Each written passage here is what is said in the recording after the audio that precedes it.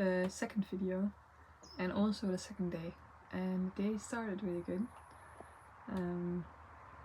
I slept well, it was quiet, so that was great, and the owners are really kind. Yeah, so that was a good start. And then I talked with the owner of the campsite, and he was trying to live self-sufficient. So they had a garden, he showed me around, and he gave me this massive tomato and cucumber. So this is the tomato and the cucumber, and they had really big zucchinis. So I was really excited about that. We talked about living self-sufficient, and he had a son that went to Norway and is living somewhere on top of a mountain with his girlfriend. So good conversation. The first drive in the car also made that the things that are not working well showed up. So the cabin moved that I bought, I built most of it myself, but one I didn't. And apparently IKEA is not built for driving buses. So yeah, it took me quite some time to fix that, and it's a bit of a mess now, but I will clean it up. That's all fine, it's part of the deal.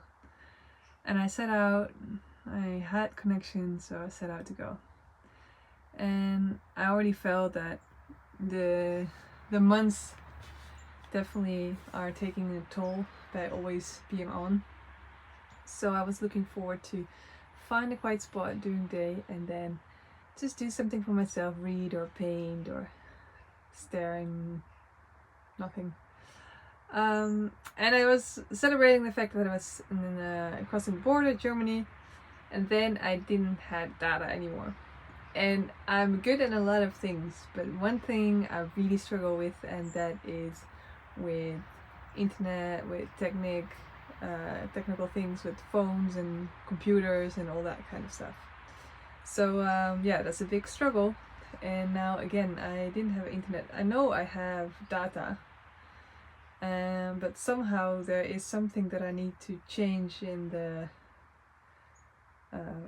phone, and I just don't know what it is. And I don't have internet, so I cannot Google what it is. So that hit for me. I can be very positive quite long, and I have been for months now. But now I'm like, what am I doing? And I've been traveling before, and I had moments that I was very lonely, and I pushed it away and kept on going. And now I could feel those moments too. Because right now I'm very much connected with my body and aware of everything that's going on there. So the emotions are not only from now, it's also from other times, and I really felt that. And then I got all those questions. What am I gonna do here? Why am I here? Why am I not just cuddling at home and be comfort? And so I got really in my head, and I lay down. I have this beautiful house now, so that is great. I lay down, cried for a moment, and then I thought, okay, this is all in my head, but what do I feel? And to be honest, I don't know. I don't feel where to go. So I'm now on the side of the highway in Germany. I made myself hot chocolate with the raw cacao because I can.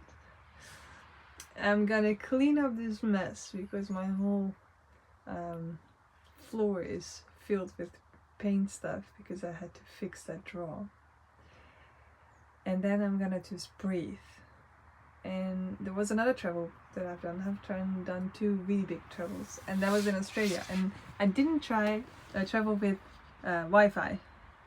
The difference is I have a boss that's not allowed to be everywhere. There's so many rules and restrictions. So otherwise I could just drive to the ocean and just park my car there, what I would have done in Australia, and nobody will know, and it's all good. But Netherlands and Germany, and maybe Australia now as well, are very different at this point. So I feel a lot of resistance in it, but the other hand is somehow I need to make it work for myself. So I'm gonna meditate for a while, do some breath work to really connect with what I feel, and then just go from there. I did saw a McDonald's sign, not that I like McDonald's, I hate it, but they have Wi-Fi. And when I was traveling in Australia as well, there's this coffee corner at McDonald's, because I don't buy any of that crap food. If you do, fine, I just too sensitive for that and I cannot eat it. And I would go to that sign because I didn't know that you could buy airtime. That was the first time I bought a phone with internet on it, but I only thought that you could go on Google Maps on Wi-Fi, and actually I would zoom in on Google Maps like you do with a card. I didn't know there was this dot that knew where you were, so I would go and stop with a card and then McDonald's, stand outside and scroll on my phone to see what the roads were, like you would use a map. Anyway, that was a while ago. That is 2014, about 10 years ago. So I've learned a bit, but I can still go there, knowing that I can find a place on the apps where I can stay for free, or campsite, but for free I prefer, and see if I can stand near the ocean and take it from there. And also Google what it means to roam on your phone and how to change those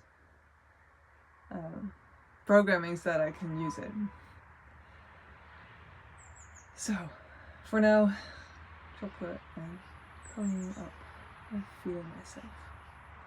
But yeah, I really had a moment of why do I need to get out of my comfort zone? So that's something to share, not knowing if I will share it ever this video, but it's the truth.